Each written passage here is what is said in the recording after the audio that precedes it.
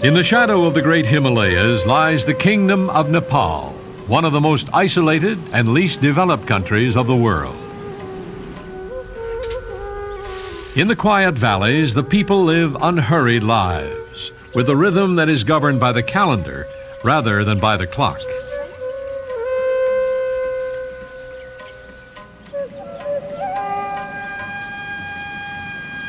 In this remote kingdom, thousands of Buddhist and Hindu temples watch over the land, guarding the traditions and preserving its ancient culture.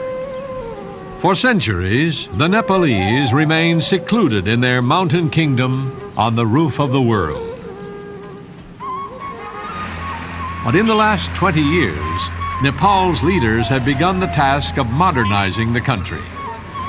Development must come slowly, for modern technology could destroy a way of life that has endured for hundreds of years. The Nepalese realize that they must use caution if their nation is to find its way into the 20th century. Recently, Herbert W. Armstrong was invited to visit Nepal to discuss the problems of development with the king and government leaders.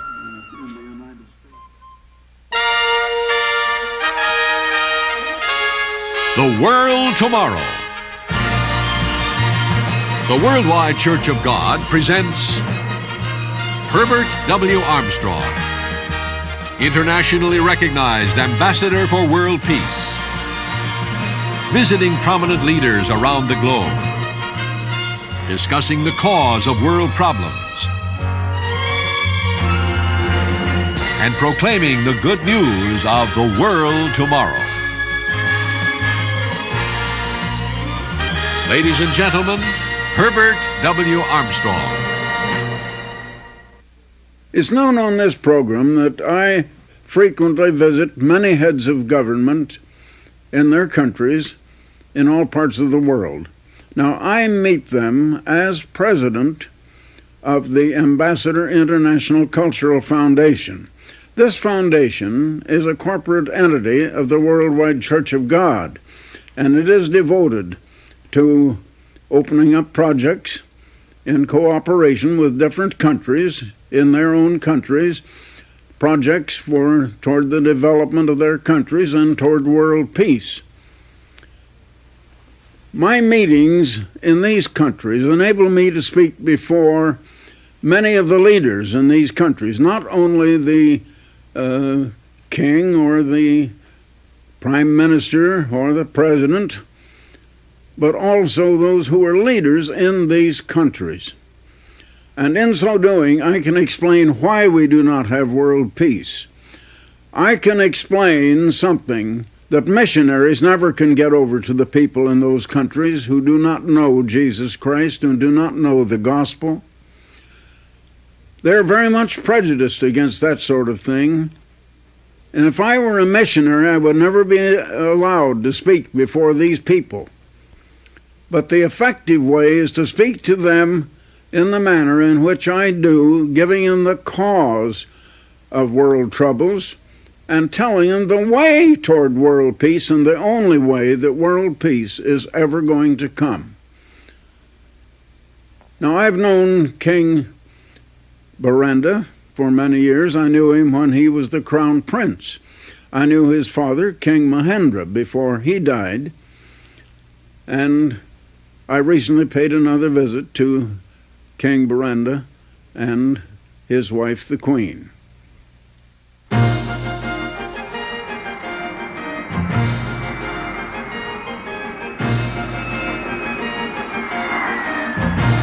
Mr. Armstrong flew into the capital city of Nepal, Kathmandu, nestled in an expansive valley surrounded by the towering Himalayas. At Tribhuvan Airport, he was met by the Foreign Secretary Bishwa Pradhan and Major General Aditya Rana, aide-de-camp to the king. Next day, he visited Kathmandu's exhibition grounds, where Major General Rana had arranged a display of Nepal's development programs. And the whole population is spread all over the mountains. Before a large relief map of the entire country, Major General Rana showed how Nepal's rugged terrain was a barrier to communication and development. Nepal has been called the prisoner of its own geography. Although only 54,000 square miles in area, about the size of Arkansas or Tennessee, it has some of the world's most varied and rugged terrain. Most of the 16 million population live in isolated valleys, cut off from their neighbors by the mountains and hills that cover most of the country. The first airplane did not land in Nepal until 1951, and it was several more years before the country was linked with its neighbors by road. Even today, as more roads are built, communication is difficult, and much of the country can still only be reached on foot. Never far away are the Himalayas, the highest mountains on Earth. These wastelands of ice and rock cover 1/3 of Nepal. Towering over them all is Mount Everest at 29,028 feet, the highest point of the Earth's surface. But in spite of its isolation, Nepal has its share of problems. The population, now about 16 million, is rising steadily. Nepal has one of the world's highest birth rates, and already 40% of the population is under the age of 14. Poor communications and lack of development trap most of the people in a life of poverty and illiteracy. They are subsistence farmers, conservative, tough, fiercely independent, and suspicious of change. Most belong to the Hindu or Buddhist faiths. Their deep religious faith dominates the land. It has been said that there are more gods than humans and more temples than houses. To visit Nepal is to step back into time. But the leaders of Nepal know that if their nation is to survive, it cannot remain a living museum. Nepal must be led cautiously into the 20th century. This is the challenge that faces the leaders of Nepal today. Nepal's head of state is His Majesty King Birendra Bir Bikram Shah Dev. He ascended the throne in 1972 upon the death of his father, King Mahendra, whom Mr. Armstrong had met the previous year. King Birendra is a progressive-minded monarch who is deeply concerned for his people's welfare. Mr. Armstrong was invited to visit His Majesty at the Royal Palace in Kathmandu. Upon his arrival, he was greeted by King Birendra and Queen Aishwarya. His Majesty and Mr. Armstrong discussed the purpose and the activities of Ambassador Foundation, as well as the special needs in the development and progress of Nepal.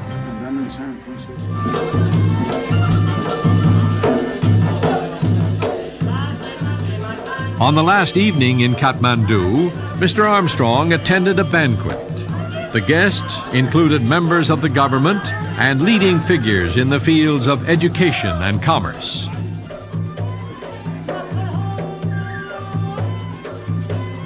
After a program of traditional Nepalese singing and dancing, Mr. Armstrong was invited to explain to the guests the purpose of his travels as an ambassador for world peace. And I have the greatest honor to welcome him and say, "You're very welcome to my country." They've called me an unofficial ambassador for world peace, and so I am. But let me say that there has to be a reason why we don't have peace. And you cannot have peace until there is something that will cause that peace. And there has to be a reason why something has caused us to have just the opposite of peace in this world today. And I'm afraid so many don't understand that. Now, in the world today, there are many different ideologies and philosophies and religions, and everybody seems to think that their own, of course, is the right one and the only one that is true and correct. And I did not come to bring any religion or philosophy or ideology, but just to state a few facts that are facts. We do not have peace and will not have peace until human nature has been changed. There has to be a reason why we don't have peace.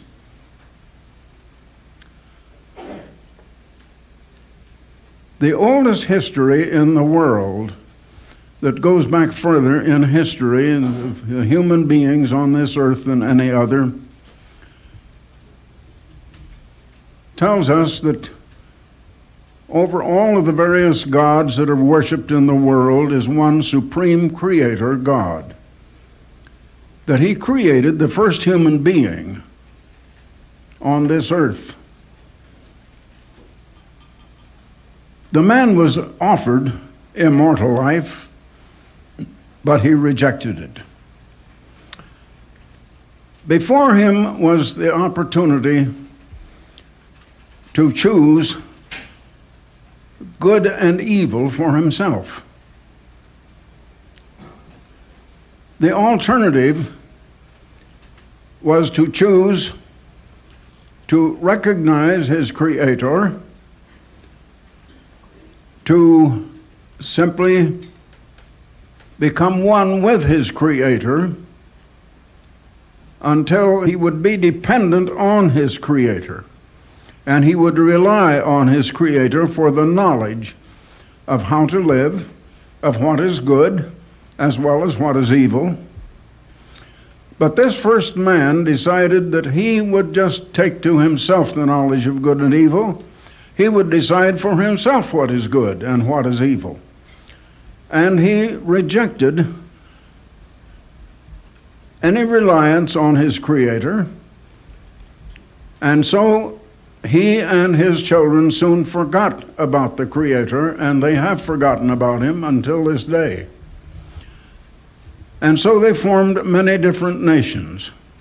Now, what he did take to himself was the knowledge of good and evil, and there is good in human nature as well as evil, but even the human good can mount up only to the level of self-righteousness. I have often said that perhaps one of the best forms of good that we know in human life is mother love, the love that a mother has for her child. But I wonder if we ever stop to think that even that love is selfish. She loves that child because it is hers, she bore it, and she doesn't love other children in the same way. It is selfish, even though it is good. And the highest good that man has been able to have, except what he might have had as a gift from his Creator, is self-righteous good. Good within himself. Now, we have a great deal of that in the world. We have in the world many upstanding people of high ideals, good principles, high morals, and they only want to do good. I want to do good. I am an unofficial ambassador for world peace, yes, but I have not brought world peace, and ladies and gentlemen, I am not going to bring world peace by myself. I can't change human nature. We do not have peace because people are not living the way of peace. I know in our Western world, we have a world of awesome progress. We send men to the moon and back. We send unmanned spacecraft to the surface of Mars with cameras that photograph the surface of Mars and send those photographs back to the United States. But while we have a world of such awesome progress and inventing the computers, airplanes, automobiles, and the marvelous things that we have today, at the same time in the world we have appalling evils, with men and women jealous of one another, having an attitude and a spirit of competition one against another, selfishness. This first man started out on the selfish course that I like to simply state in such simple language that everybody can understand it. I say it is the philosophy of get. There are just two broad philosophies in life, actually, in the broadest sense. One I state as get, take for yourself and take away from others, and get for yourself, selfishness. And the other is give, cooperate, help, and be concerned for the good and the comforts and the pleasures and the welfare of others. And you don't see very much of that in the world, because most people are selfish. They're only concerned about their own self-good. And that is not the highest form of good, when you're just concerned for your own self. And that is the kind of world that we live in. In this world, almost everything is run from a selfish point of view. And we need to get more generosity and wanting to help. Now, I do try to do that. I try to help, I try to give, and try to cooperate. And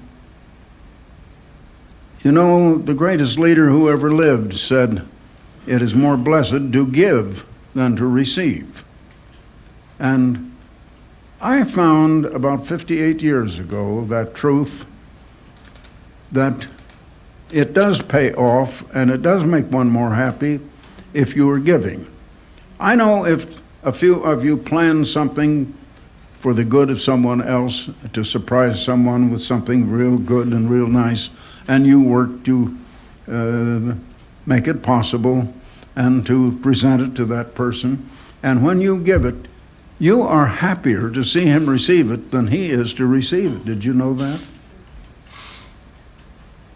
It is better to give than to receive, and that's what we do in the Ambassador Foundation.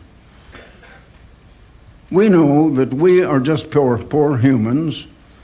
We're not able to solve all of humanity's problems. We want to help. We want to give. We want to cooperate. And I came here to do that. The first man rejected reliance on his Creator and direction from his Creator. And the result is that his children, born from him, have grown now into many nations all over the world. They started out with three general types of races, the yellow and the black and the white. And there have been mixtures, and now we have different nations, all speaking different languages. And yet, all wars have come because of selfishness, and because human minds can't agree with other human minds, and there is conflict between one mind and other minds, and between one group and other groups, and between one nation and other nations. And so we find that people go to war, and wars don't settle these things. They never have, they never will. Now, I'm not going out to crusade and just stop all wars. I can't do that. I have enough sense to know that I can never do that. And there is no man on earth who can. It is only the great Creator who can, and it's because we do not rely on the Creator for the knowledge of how to live and how to do, and because we just look to ourselves, that we find we're helpless before our problems. The world does not know how to live because it does not rely on the great Creator that is above all the gods and above all that is worshipped above all of the ideas of human beings. But most human beings know nothing of that God. I can just tell you that God is a God of love. He loves everybody on the earth, and He is going to intervene in due time, and that time is going to be soon. He is going to let this world learn its lesson first. And this world is going to get into more trouble than it is in now. Instead of peace, we're going to have more wars than we have ever had. And we are soon going to have the nuclear war that could erase all human life from this earth. And I say to you, on the authority of that great God, that war is definitely going to come. And unless that God does exist, the God who is supreme above all gods, and unless He does intervene and save all humanity from ourselves, all human life would be wiped out of existence, and not a man, woman, or child would be left alive on the face of this earth. But I say to you on His authority that that great God is going to intervene. He is going to come and give us peace and save us from ourselves, because we humans would destroy ourselves. Human scientists have now invented, and governments have produced, the weapons of mass destruction that can erase all human life from this earth. And the greatest scientists and the greatest leaders in the world acknowledge that once a nuclear war starts, it can never be stopped. And if it goes on, it would end all humanity. And that's the world you people are living in. But the great God is going to intervene. Now, I'm not here to sell you on anything or on any religion. I'm just here to tell you, and you are being told, that God does love all of us in spite of ourselves, and in due time He will intervene, and He will give us all the truth. And those of us who think we have the truth and don't have it are going to wake up and find the real truth after all. I'm not trying to convince anybody of anything, I'm just telling you.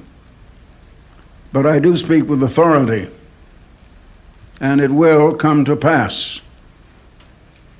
As I was saying, in Nepal, God Almighty will intervene in the coming nuclear war that would destroy all humanity. And at that time, He will send Jesus Christ to stop it and to prevent the annihilation of human life and to bring us world peace.